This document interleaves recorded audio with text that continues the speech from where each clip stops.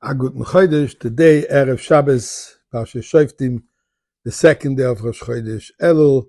The Mishnah says, Kol ha'omer dover b'shem oimroi, mevi gegula lo'olam. If you repeat something, you share a thought, a story, an idea, and you say that you heard it from so-and-so, this is a good reason. This is helping for Mashiach to come. Mevi gegula lo'olam brings redemption into the world. So I want to share with you two stories. One a very light note and one a very interesting story that I heard today from Rabbi Ari Raskin from Brooklyn, New York. But before I share the story, we're going to say thank you to Hashem. Mizmoil soida hori adenu koloretz ivdos adenu b'simcha. Boile fana benana duk adenu limhu esana v'lo nachnam v'tzem marisoi.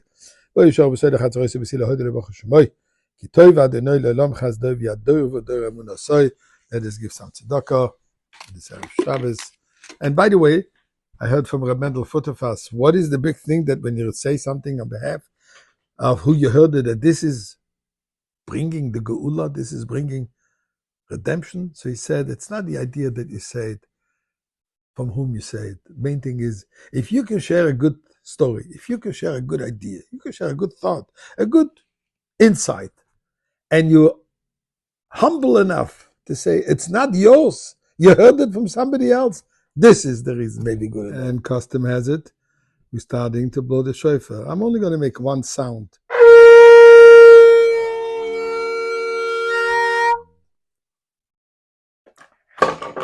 As I just said, the sound of the shofar of Elul.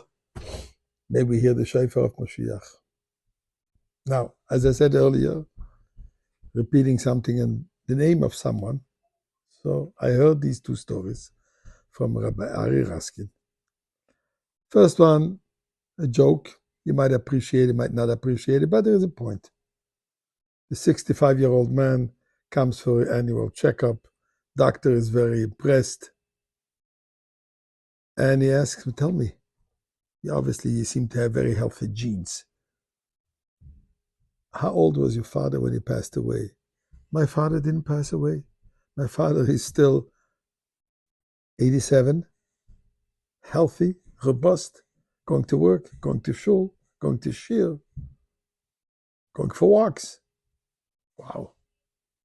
And his father, how old was he then when he passed? My grandfather is 103. Opens and closes the shul every day. Goes to his lectures, to his shiurim. Plays tennis. And in fact, he's getting married next week. 103. Yes, his mother keeps on pressuring him.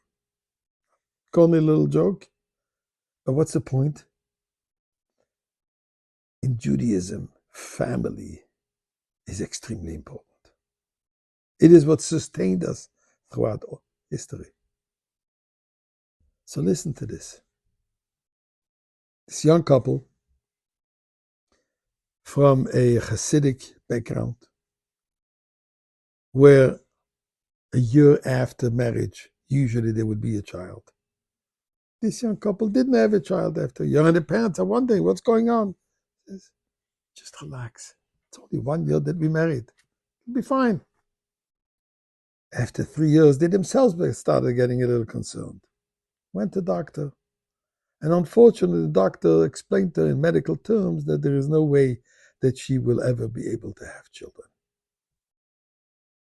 Devastating. In halacha, if they want, this could be ground for divorce. Because there's a mitzvah of having children. It's not usually practiced. So they decided they're staying together and they're going to leave it in God's hands. 18 years later, they have an opportunity to meet a great Kabbalist for a blessing. And the Kabbalist tells them, I was waiting for you. Last night I had a vision. There was a catastrophe that happened a few days ago. A young couple got killed in a car accident, and a little infant, a 3-month infant, is left without parents. And in this vision I had that somebody will come and asking for blessing for children, I should suggest they should take their child. With open arms, they accepted a child, which was Down syndrome. A bundle of joy. They couldn't give more love to this child, to this infant, than anybody else. 3 years later, they had twins. And a year after that, another set of twins. The fact that they opened their hearts to accept this bundle of joy, God rewarded them with a beautiful family. So this is the message of never giving up. That's what the month of Elul is. God says, don't give up. Now is the time to come home. And you're welcome. So please, Hashem, we want to welcome Mashiach.